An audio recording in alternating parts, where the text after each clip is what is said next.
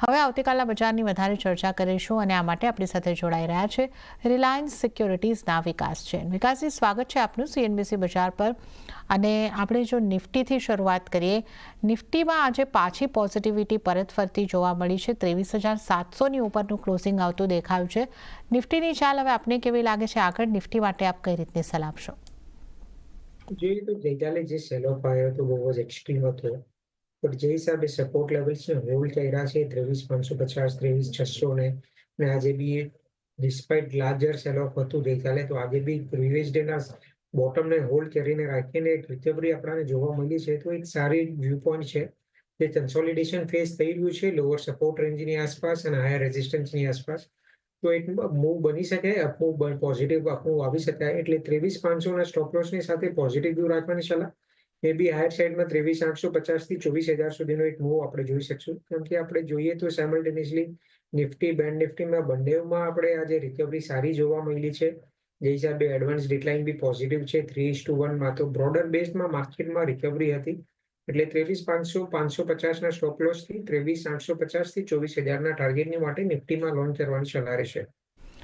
Okay, તો નિફ્ટીમાં long કરવાની સલાહ અહીં આગળથી બનતી દેખાઈ રહી છે. 24,000 સુધીના ટાર્ગેટ આપણને અહીં આગળથી બનતા દેખાઈ શકે છે. 23,500નો સ્ટોપ લોસ જે છે અહીં આગળથી રાખવાનો રહેશે. તો એક પોઝિટિવ વ્યૂ નિફ્ટી માટે. અને બેંક નિફ્ટી માટે આપની કઈ રીતની સલાહ રહેશે? બેંક નિફ્ટીમાં પણ ગઈકાલે ઘણો મોટો સેલ ઓફ દેખાયો હતો અને આજે 0.5%ની જેવી રિકવરી દેખાય છે. 50,202 પર બેંક નિફ્ટીનું ક્લોઝિંગ. અહીંયા તમારી કઈ રીતની સલાહ રહેશે? જોઈએ તો બેન્ક નિફ્ટી લીડ થઈ રહ્યું છે. છેલ્લા 2 દિવસમાં જે સેલ ઓફ આવ્યું હતું એ બેન્ક નિફ્ટીના મોટા ભાગે કરેક્ટિવ એક્શનમાં જ બન્યું હતું.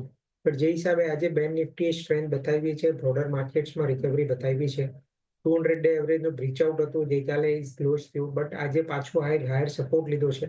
એટલે 200 ડે એવરેજ તો ને સપોર્ટની સાથે આપણે થોડી રિકવરી આપણને જોવા મળી છે. તો 49,800 બી એક ક્રુશિયલ સપોર્ટ છે મંથલી પીવટ સપોર્ટની આસપાસ.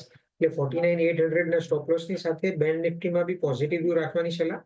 હાયર સાઈડમાં 50,800, 200 ડે એવરેજ છે એ એક રેઝિસ્ટન્સ રહેશે. જો એ ઇધર ક્રોસઓવર કરે તો એક મોટું બ્રેકઆઉટ ટ્રેડ બની શકે. એટલે 49,800ના સ્ટોપ લોસની સાથે બેન્ક નિફ્ટીમાં બી પોઝિટિવ વ્યૂ રાખવાની સલાહ.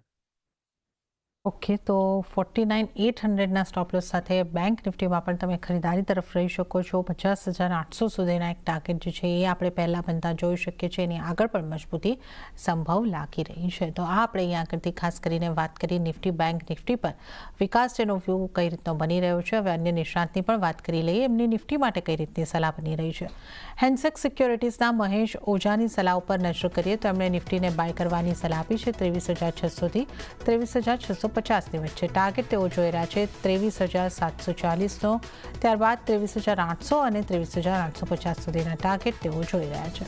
સ્ટોપ લોસ 23,550નો રાખવાની સલાહ મહેશ ઓઝા તરફથી. ત્યારે હવે આપણે નજર કરીએ ઓપ્યુલન્ટ ઇન્વેસ્ટમેન્ટ એડવાઇઝર્સના બ્રિજેશ સિંહની સ્ટ્રેટેજી પર. એમણે પણ નિફ્ટીને બાય કરવાની સલાહ આપી છે 23,660ની આસપાસ. ટાર્ગેટ તેઓ જોઈ રહ્યા છે 23,725નો અને સ્ટોપ લોસ 23,590નો રાખવાની સલાહ તેઓ આપી રહ્યા છે. તો આપણા ત્રણેય નિષ્ણાતો તરફથી અહીં આગળથી નિફ્ટી માટે બાઇંગ કરીને ચાલવાની સલાહ બનતી દેખાઈ રહી છે. હવે સ્ટોક